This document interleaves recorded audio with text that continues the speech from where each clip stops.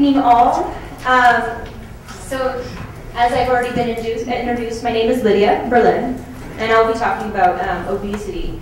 And it is kind of a delicate topic, as many of our topics that will be, because they're always an issue. Just a little bit about myself. I am a community college student here, as well as at Highlands University. And I'm going for my second year in my bachelor's for social work. So, sorry, I have to speak in the microphone. It's always difficult. And I also work with the Teamwork in Action program, which is here at the community college. You may not know it, but we have a ropes course on campus. It's behind the fitness center. It's an incredible part of our facility that really, we bring a lot of groups there and they get to challenge themselves on these activities.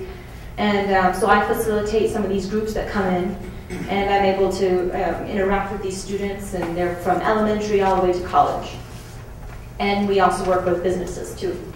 So when I do my job there, I don't just facilitate. I like to be able to engage the students and tell them how wonderful it is that they're coming outdoors and being able to interact outdoors. I mean, if you think about it, I have a 12-year-old brother who's taller than me, and he's on video games all day long. And so it really is refreshing to be able to see these kids coming out and interacting and exercising and being teams, working as a team. And so that's part of my mission as I deal with obesity is encouraging them, no matter, whether they're thin, whether they're a little overweight, or whether they are suffering from obesity, to keep on trying, to work as a team, and to encourage their teammates not to put them down. It's really important. We all, we all know that obesity is a problem. I think it's like 60% nationwide, about, and it's about the same here in New Mexico. It's a problem. And that was just up 2009, according to New Mexico Health Department of Health. And one of the things that I noticed is that, it's not just a lack of nutrition. It's not just a lack of physical. It's more than that.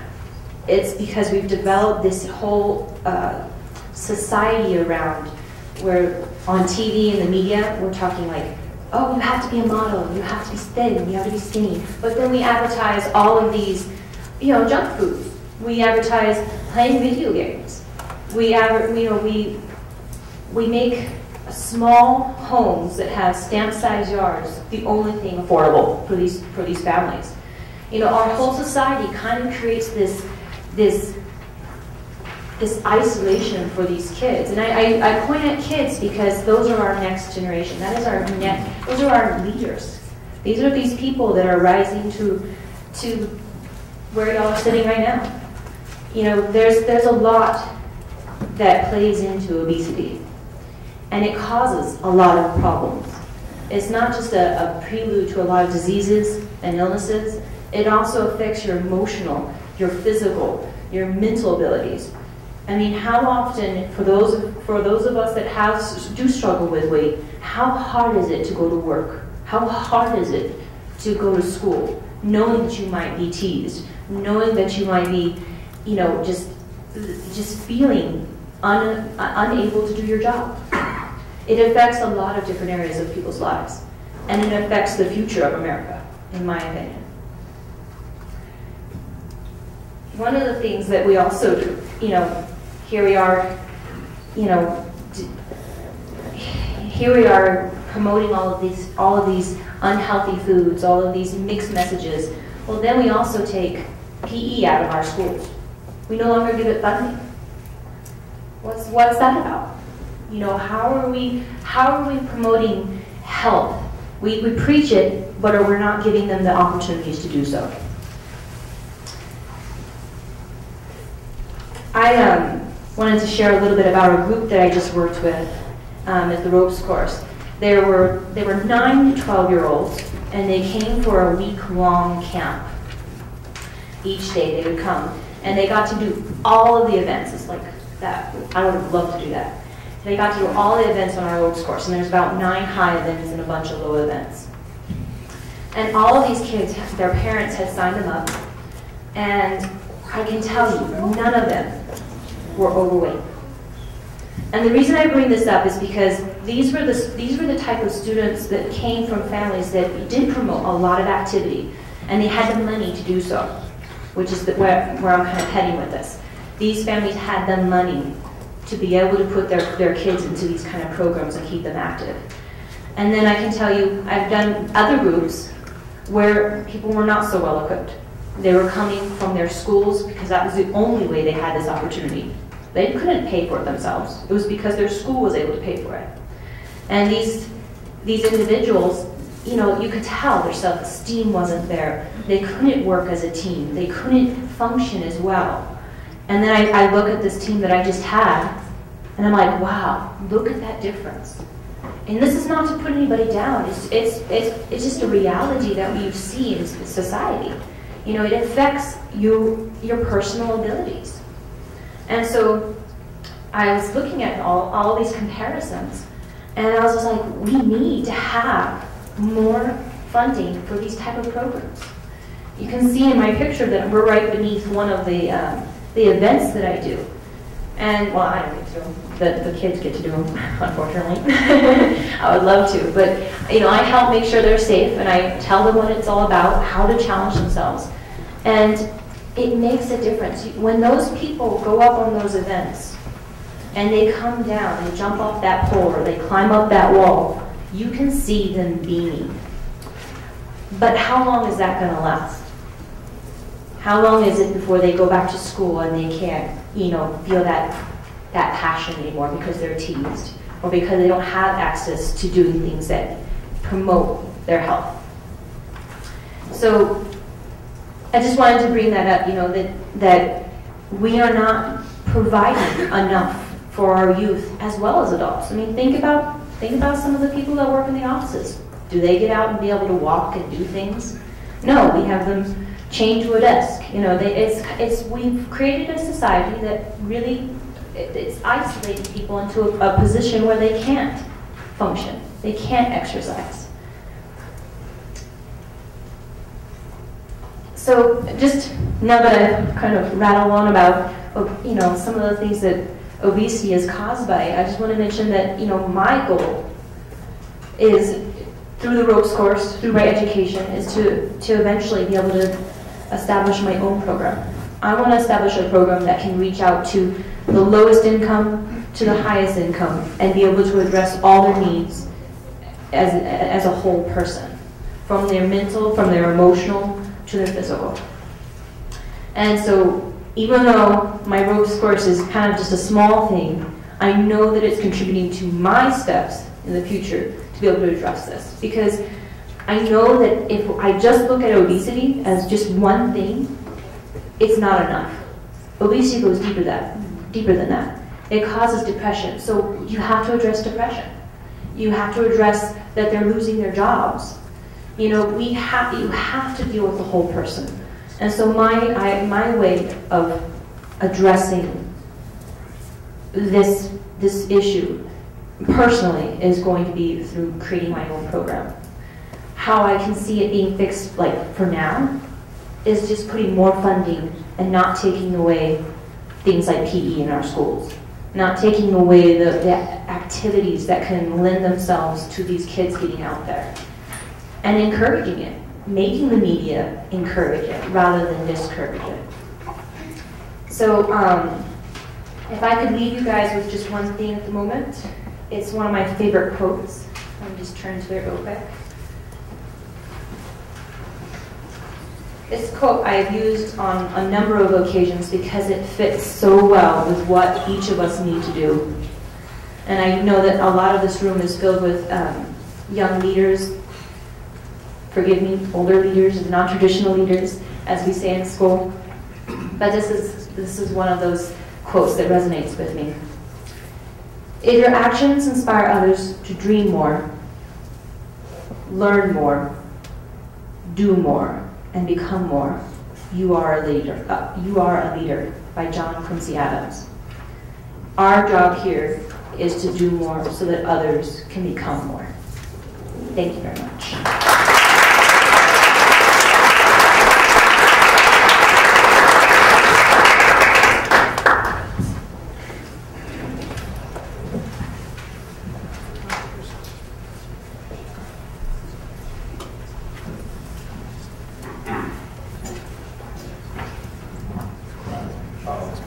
So welcome and hello everybody. Thank you, Lydia, for breaking the ice on that. It's very hard, I'll let you know. It is. And so thank you so much on behalf of the community of Santa Fe and New Mexico for having these wonderful guests here. It's really an honor to be part of this, and thank you for that. So my name is Robert Anthony Perkins Stazuski Vigil, and I am born and raised here in Santa Fe. Went to Santa Fe High School, came here to the community college, and went on to UNM to get a Bachelor of University Studies.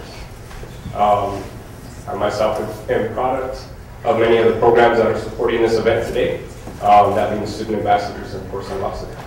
Right now I am an AmeriCorps volunteer, and I am currently volunteering with an organization called Earth Care.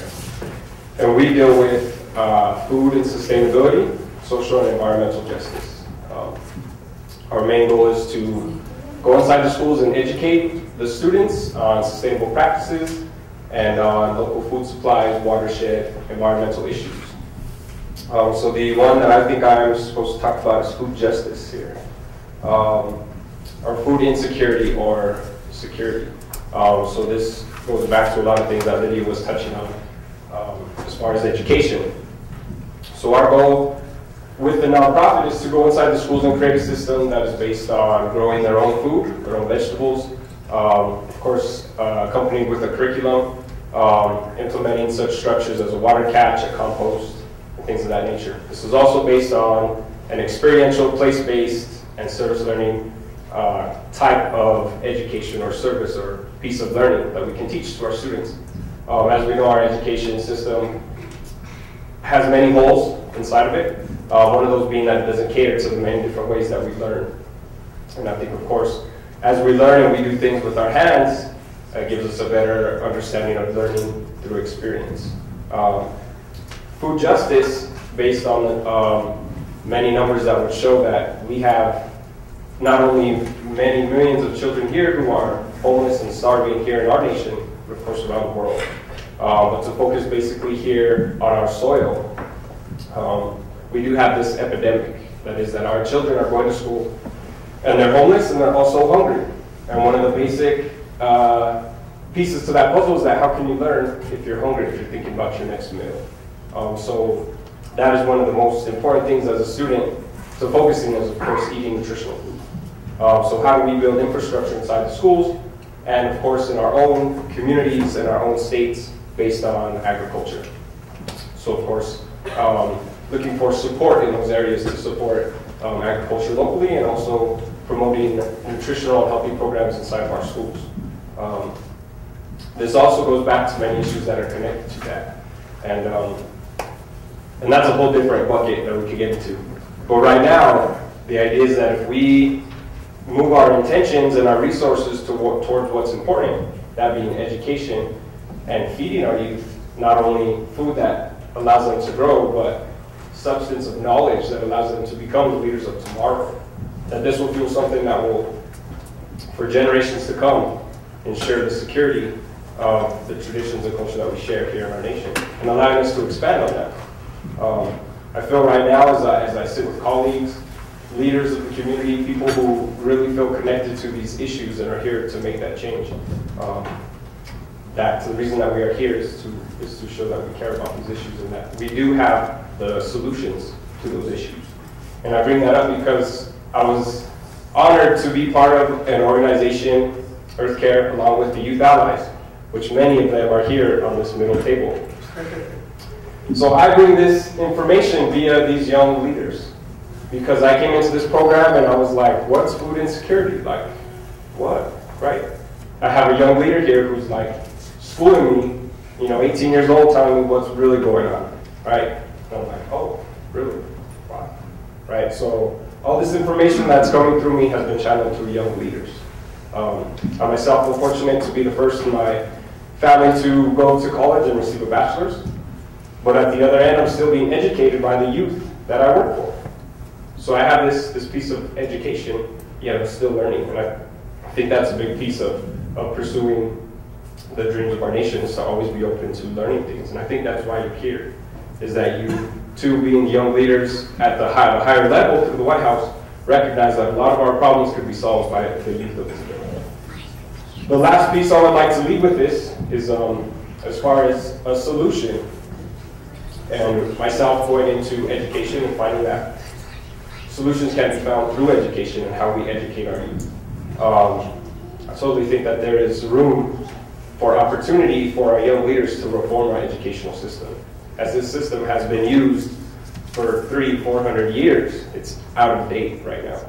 And we have to update not only using technology, but traditional knowledge as well to educate our youth on continuing to revitalize and defend our cultures, as well as utilizing the technology of today and tomorrow. So I think that leaving this place with those words to allow us to find the opportunity to recreate an education system that will promote food security and, of course, develop leaders for tomorrow. So I thank you very much for this opportunity, and thank you too.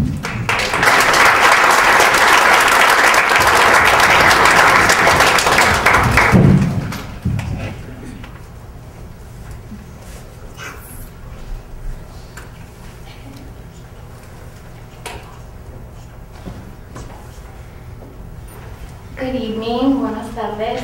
My name is Alma Rivera, and first of all, I'd like to recognize those who supported me to be here with you today to share what I have to share in 4 minutes. So I would like to say that I'm here today as a representative and proud product of the Enlace program, Engaging Latino Communities for Education. Thank you to our director, Lawrence Roybal, who nominated me and who, since a student of a very young age, believed that I was capable of more than I realized. I'm also a proud representative, like many of my fellow speakers today, of the youth of my community. I'm a proud member and president of the New Mexico Youth Alliance that is represented here today. And since a young age have had the opportunity to experience what it feels like to be a representative, to speak on behalf of others who maybe aren't comfortable voicing their concerns or the issues that face them. So the issue that I would like to touch on today to talk to you about has briefly been touched on, and it has to do with poverty. And I know two of our speakers have addressed the Maslow's hierarchy of need. And looking at our young students wanting to focus on leadership or education, it also takes into account the reality that they go home to every day, of not knowing where their next meal will come from, of not having a home or having several families live within one home. That's the reality that I've experienced as a fifth-generation New Mexican and as a young person who works directly with an educational program and works with young people to inspire them to reach their dreams through education. What I'd like to address today is the idea of generational poverty. And I'd like to ask you a question. If you feel like you or your community or someone you care about has been affected by poverty, can you raise your hand? Thank you. If you think you have an idea of what poverty means, can you raise your hand?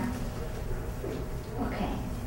Since a very young age, I realize, especially with the young children that we work with, they may not know the word poverty, they may not be able to write it, but they know what it feels like. And it feels unsafe, and it feels unsure. And what I'd like to talk to you about is the impact that that has on our young leaders and what we can do to shift that. Now, I don't have all the right answers. All I know is what's worked for me. And the idea of being a victim of my circumstances or being accountable and responsible for what I can create every day is really what I've come to practice in my life. So those of us that are from New Mexico, that are from Santa Fe, know the large rates of unemployment, of poverty, specifically in our minority communities, in our pueblos, in our reservations. And what I'd like to speak to is the side effects that come from generational poverty, that also pass on from generation to generation: addictions, substance abuse, alcoholism, unemployment, domestic violence, and even further, the most damaging level of violence that I've come to know, and that is self-hate, a really low sense of self-esteem, and the fact that we can be our greatest supporters and we can be our greatest obstacle in life. So as a young student, I can tell you that my experience in my community and the way I used to see the world was very much as a victim. Very much as, I'm a minority, I'm a woman, I'm a young single mother. Look at what our world tells us I can do and what I can't do. Now it is my choice to accept that, but I know that I am more than my circumstances and conditions. I know that I have capabilities and gifts to give to this world, and that every day it's my choice how to practice that. It is my choice to stay in school and be educated, even though I don't agree with the system that has given me everything that I'm worth. It is my choice to stand as a young single mom because I choose to show my son something different than cycles of violence, than circumstances and conditions. And while it's hard to be courageous, and it's hard for our young people to sometimes carry the weight of their entire families as they go to school and work, what I'm here to share with you, ladies and gentlemen, young people, is what is possible. What is absolutely possible when we look beyond our circumstances and conditions, when I can say, it is not rich white people's fault that I don't have enough, because that's really easy to fall into victim. I can't go to college because it's just for wealthy people, or it's just for certain kind of people that I don't see myself as. That's all a matter of my own choice and my mentality. And so what I'm proud to be a part of in terms of solutions is programs that provide different opportunities for young people to look past that, to look past what they've come from, and to not make their families wrong for it, but to see something different. So I see the side effects of generational poverty, but I also see what's possible when our young people say, I am accountable, I am responsible. Something that I've learned recently through an amazing organization, the Community Leadership Foundation, is something that's called living authorship. The idea that every day that I wake up, I am the author of my own life. Regardless of what happened yesterday or when I was a child, or to my parents, or any circumstances outside of myself, I have the power to author my story and to say what I get to create.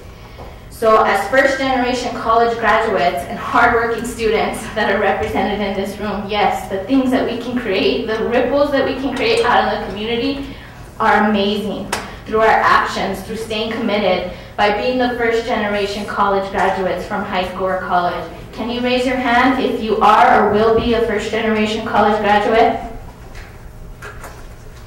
I acknowledge you guys because I know how hard it is to work.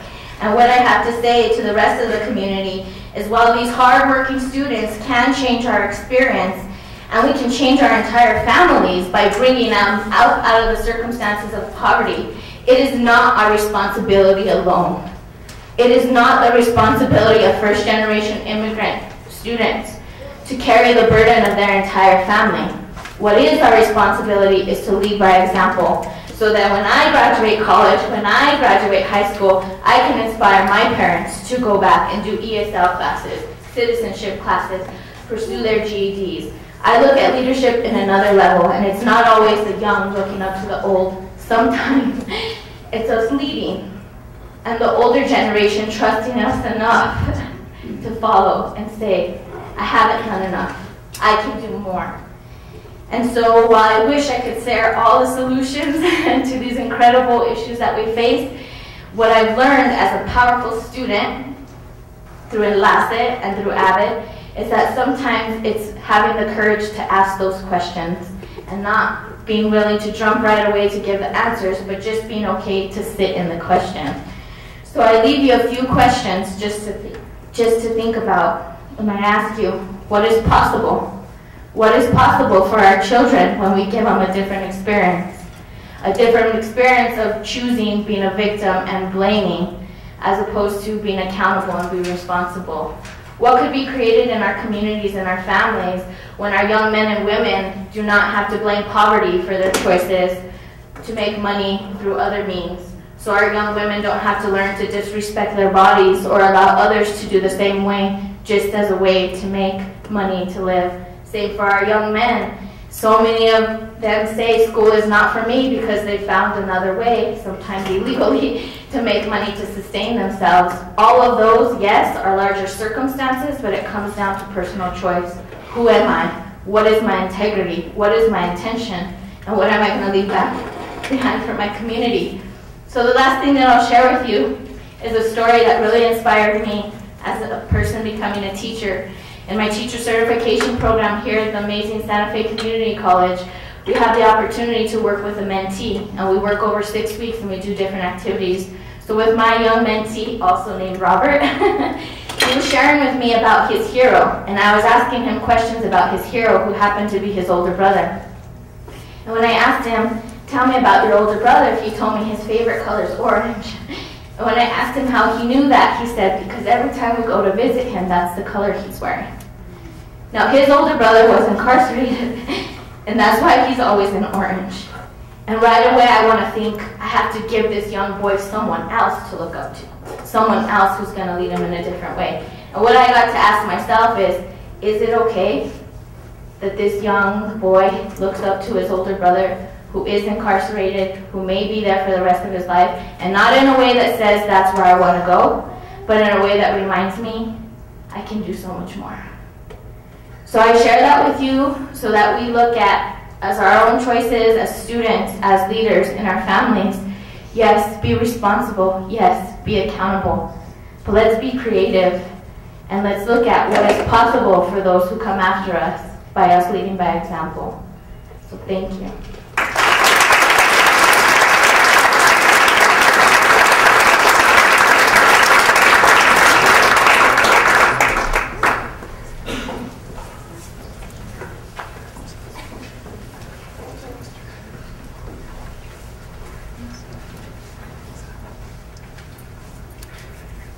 Wow, powerful words, right?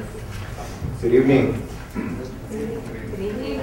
Let's try that again. Good evening. Good evening. All right, just making sure you guys are alive. Good evening, my fellow colleagues, friends, and family. My name is Carlos Valladares. I was born in San Jose, Costa Rica, but raised here in Santa Fe, New Mexico. I'm a first-generation college student. My wife and I were teen parents. This was one of our biggest challenges in life and in higher education. My wife and I put ourselves through school considering this challenge. Long story short, I obtained my associate's degree here at the Santa Fe Community College, obtained my bachelor's degree in social work, obtained also my master's degree in social work from New Mexico Haddons University. I am currently working on my second master's degree in business, and my master's in business administration. I am married to my beautiful wife and my 3 funny but handful little girls. For those people who told me that going to college was not a realistic goal, and because of my lifestyle, I am perfectly justified in saying, how you like me now?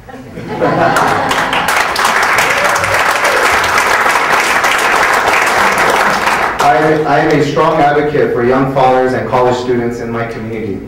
I have worked in several positions in the Santa Fe community.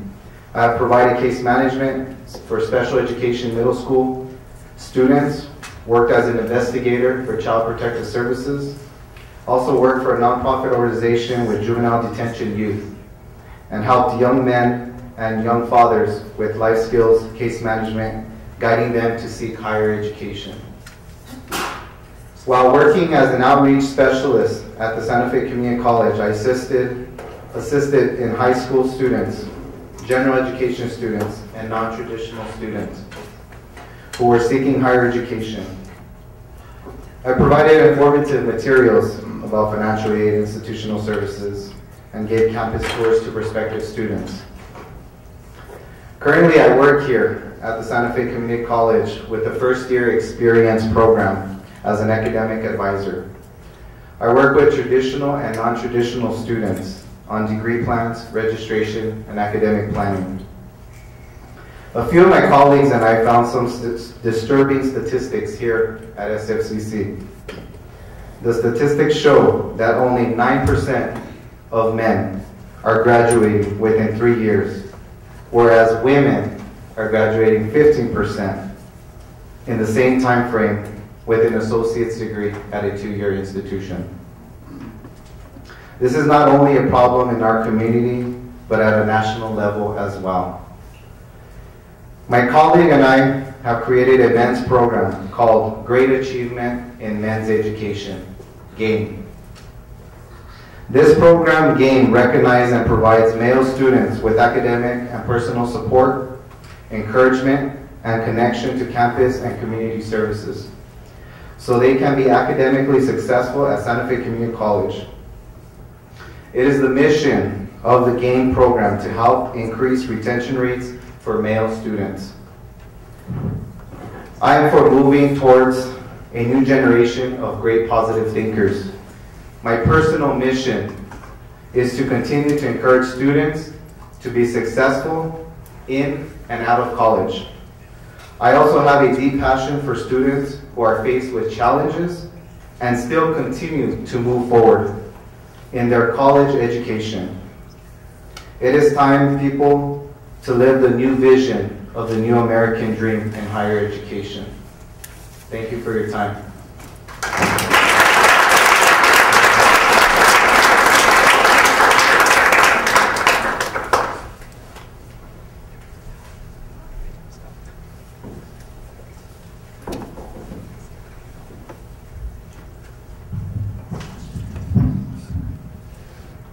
Hola, muy buenas tardes. Good evening. My name is Carmen Rodriguez. I will be talking about the dream of myself and many others. I'd like to start by asking, how many of you, when you guys were in elementary, were told by your teachers and principals and leaders that you could be anything you wanted when you grew up? My mom decided to move us over here where she had support from her brothers because she was in a very bad domestic violence relationship with my dad. I was brought here with no say-so, no choice, but I knew that my mom had made the right decision. I finished the entire public education system from 1st grade to 12th, graduated in 2003 with honors.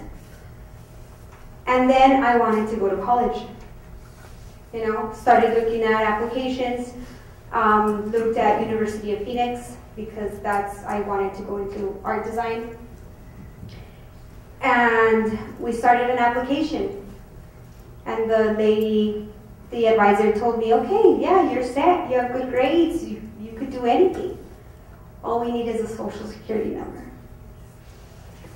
Well, I can't provide that for you because I'm here as an undocumented student. Santa Fe, New Mexico is my home.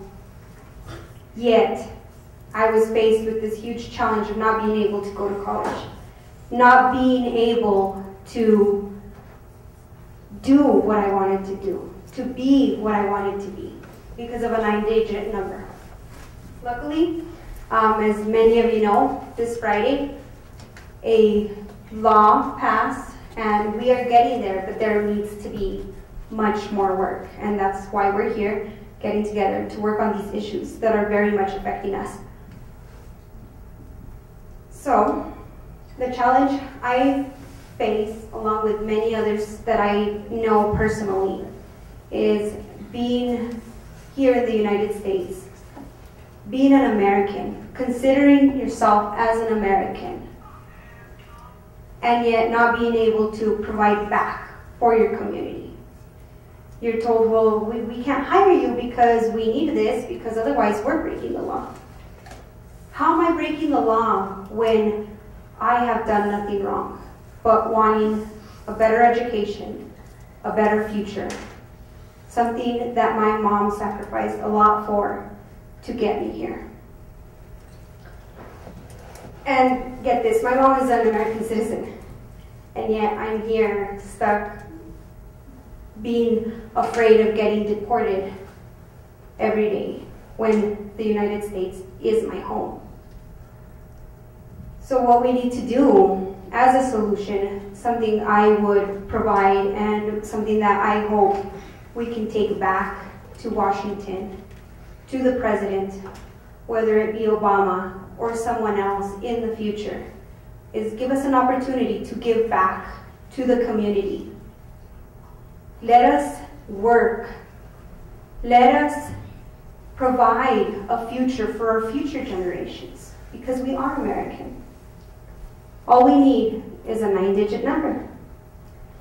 But the rest, we are providing here. We are leaders. We are not the leaders of tomorrow. We are doing already what needs to be done in order to get things done. And in order for that, we need every individual to take a part. Like Alma said, we cannot do this alone. By many, we do stand united.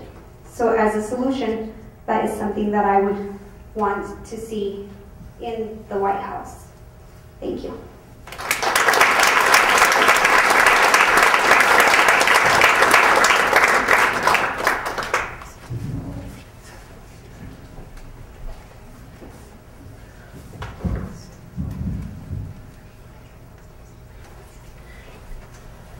Buenas tardes, good afternoon.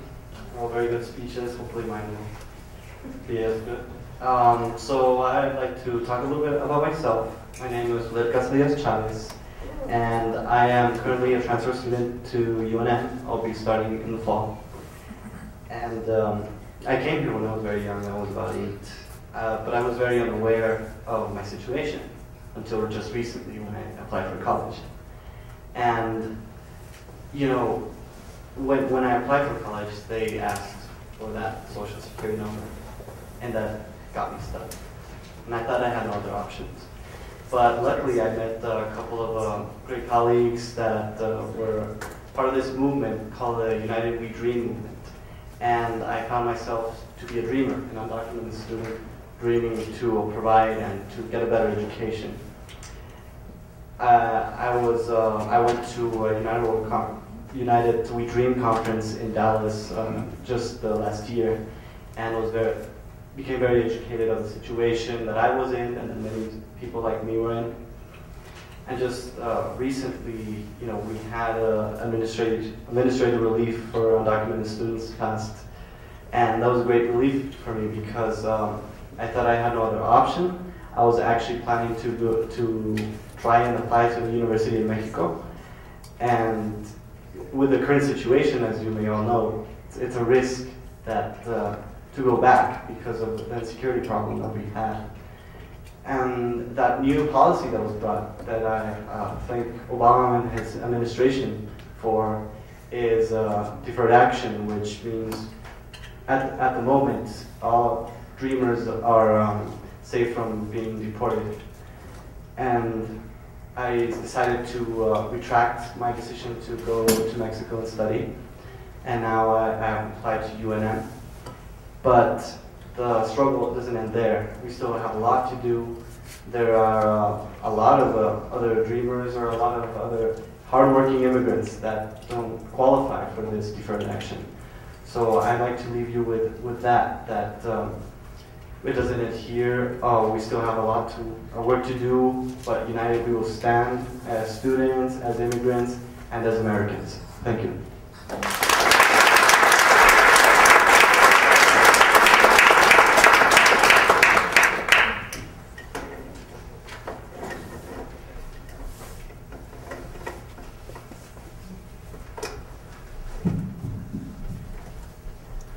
Good evening, everyone. My name is Adrian Salazar, and I will be a senior this upcoming year at Santa Fe High School. My presentation this afternoon deals with gang violence in our community.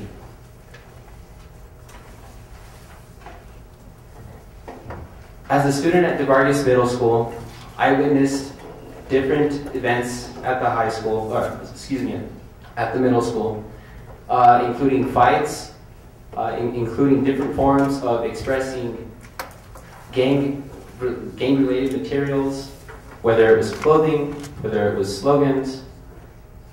And after witnessing the different events, especially the fights, I concluded that something needed to be done to fix the problem, a problem that has been growing and still continues to grow in communities not just here but across the country.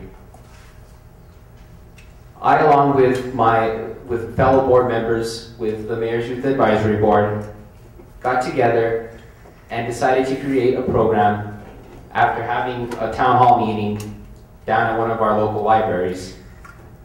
This program is called the Positive Youth Engagement Officer Program, and in it, the Santa Fe Police Department sends an officer to several of our public schools and private schools. And this officer goes and sits with the students and socializes. We created this program to present officers and other law authorities in a more positive light, instead of the vision that the law authorities are only there to catch you when you're doing something wrong and to enforce the law. This program was meant to show that our authorities around the community are also people, and that they have lives just like the rest of us. And it was also created in the hopes that the students would be able to look to this officer as a resource should they have any questions about anything. So that is our work with the Management Advisory Board, and that in a way is our solution to the problem. The other thing is part of the solution is that we would like to see this expand further into middle schools and maybe even into elementary schools around the community. But that is the issue that I chose to present to you all this afternoon. Thank you for your time.